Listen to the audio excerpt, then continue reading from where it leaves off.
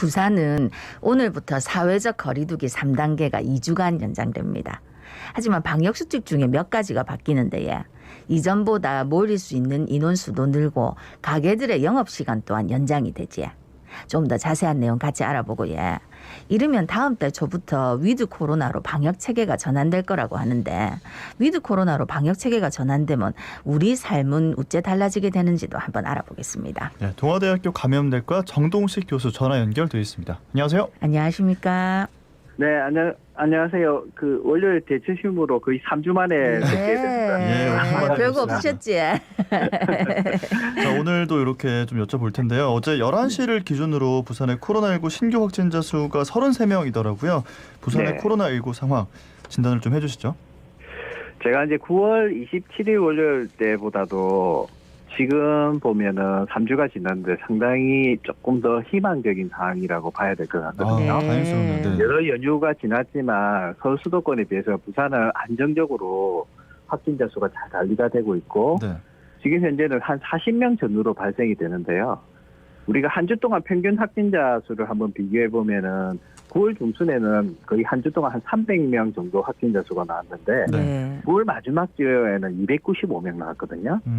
그리고 10월 첫 주는 292명. 그리고 최근 한 주는 257명으로 이게 백신 접종률이 조금씩 올라가면서 네. 확진자 수도 점점점 감소하는 추세를 보이고 있거든요.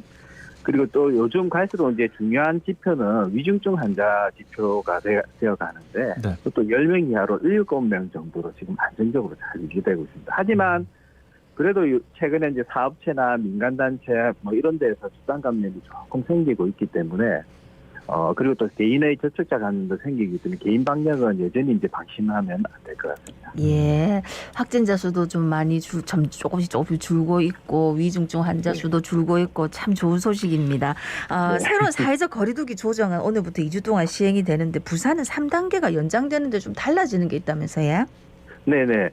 이게 결국은 이제 위드 코로나 즉 이제 단계적인 일상 회복이 이행하기 전에 좀 이런 확진자 수를 안정적으로 조절하기 위해서 뭐 2단계로 완화를 안 시키고 3단계로 30일까지 적용할 것 같은데요. 네. 가장 큰 변화는 결국은 우리가 사적 모임이 지금 8명까지 가능하잖아요.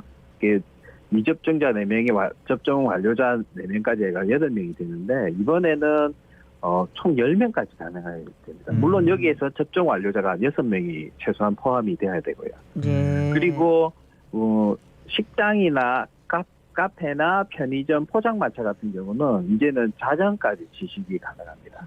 네. 근데 이제 아쉬운 게 이제 다중이용 시설은 11시까지 이제 했다가 이제 발표가 변경이 됐는데 네. 현재처럼 그전처럼 밤 10시까지 영업이 허용된다고 보시면 됩니다. 네.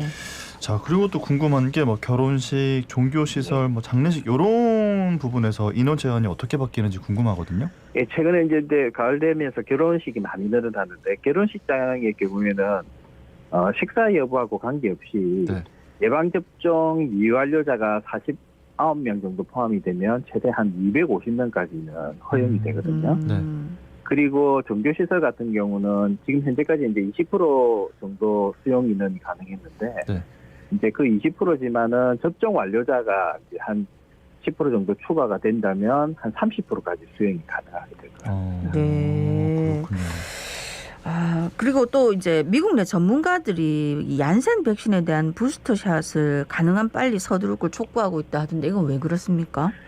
그래서 혹시 두 분은 얀센 백신 맞으신 분은 없으신가요? 예, 없습니다. 없구나. 예. 아나운서 분들 중에는 얀센 백신을 맞은 분들이 제법 있던데 이게 이제 얀센 백신 같은 경우는 지금 미국 FDA 자문 전문가 회의에서 네. 최근에는 거의 델타 변이가 계속 유행하고 내년에도 계속 우세종으로 예측을 하고 있는데 이 유행하는 중에 나온 연구 결과에서 이게 얀센 접종하고 5개월 뒤에 효과가 처음 88%에서 거의 5%까지 떨어지는 결과가 나온 게 있거든요. 네. 그래서 이제 추가 접종을 1차 접종하고 2개월 지난 뒤에는 좀 추가 접종을 이렇게 부스터샷을 권고를 하고 있습니다. 그래서 아마 동일 얀센 백신을 권고는 하고 있지만 메신저 RNA 화이자나 모더나로 교차 접종 방식도 지금 고려 중이고 있고요. 우리나라도 아마 올해 내에 지금 현재 얀센 백신 부스터샷 그러니까 추가 접종 계획이 아마 곧 발표될 것 같습니다. 네. 그렇군요. 뭐 많이 얀센 백신도 맞은 분 많은 걸로 알고 있는데 이것도 좀 네. 주의하면서 기다려야 되겠네요. 그러니까요. 네. 예, 다음 달에 이제 한국형 위드 코로나가 첫 발을 뗀다 하는데 우리 얘기는 많이 하는데 위드 코로나 이게 뭡니까? 일단은 뭐 위드 코로나면 영어로 위드가 이제 함께라는 뜻이잖아요. 네, 네. 네. 그래서 코로나와 함께 일상생활을 보낼 수 있는 시스템 뭐 이렇게 말할 수 있는데 정부에서는 우리가 그 명칭을 우리가 단계적인 일상 회복이라고 이렇게 명칭을 하고 있거든요. 예. 그 이전과 우리가 달라진 거는 결국 지금은 우리가 백신 접종률이 많이 올라간 부분이 생긴다는 거죠. 네. 네. 그래서 이번 주 금토쯤만 돼도 백신 완료가 거의 한 70% 넘어서게 될 것 같거든요. 네. 그리고 11월에는 거의 한 80% 정도까지도 이 백신 접종 완료율이 보이기 때문에 그렇다면 이 백신 접종 완료율에 근거해서 여러 가지 이제까지 방역 체계는 우리 청취자 여러분도 많이 이렇게 고통을 겪으셨잖아요. 거리두기 단계를 통해서 여러 가지 통제하고 영업시간 제한하고 사람 수 모이는 거 제한하고 하는 이런 확진자 수 억제 중심으로 관리가 됐는데 이제 접종률이 올라가게 되면 어떻게 하면 코로나19와 일상생활에서 조화를 이루면서 그리고 위험하지 않고 안전하게 이런 회복을 할 수 있느냐 이런 부분으로 이렇게 위드 코로나 또는 단계적 일상 회복 이렇게 이야기를 하고 있습니다. 그래서 정부는 이 접종률을 기준으로 일상 회복을 단계적으로 추진한다 이런 방안을 추진하고 있는데요. 뭐 몇 네네. 퍼센트에 따라서 이만큼 완화를 하고 이런 식으로 진행이 되는 건가요? 예. 그 아직은 구체적인 계획은 발표가 되지는 않았는데 최근에 이제 싱가포르 같은 경우는 80% 이상 돼도 확진자 수가 최대로 올라가고 있잖아요. 네. 그래서 그런 다른 나라 사례들을 고려해가지고 접종률이 아마 70% 하는 경우, 80% 도달하는 경우, 85% 도달하는 경우에 따라서 네. 여러 가지 그 방역 체계라든지 이런 부분들을 조정을 하게 될 것 같습니다. 근데 큰 방향은 지금까지 했던 여러 가지 제한하고 금지하고 이런 방법이 아닌 다른 방법으로 아마 네. 할 가능성이 많습니다. 네. 그래서 또 백신 패스가 도입될 거다 이런 얘기들도 하더라고요. 이런 건 네네. 어떻게 활용이 될까요? 예, 이게 백신 패스는 결국은 나라마다 조금 차이가 있는데요.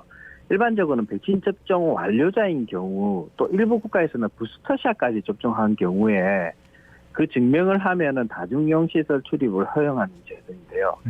근데 조금 논란이 좀 있긴 있습니다. 이게 미접종자의 감염 위험성을 낮추기 위한 것이긴 한데 네.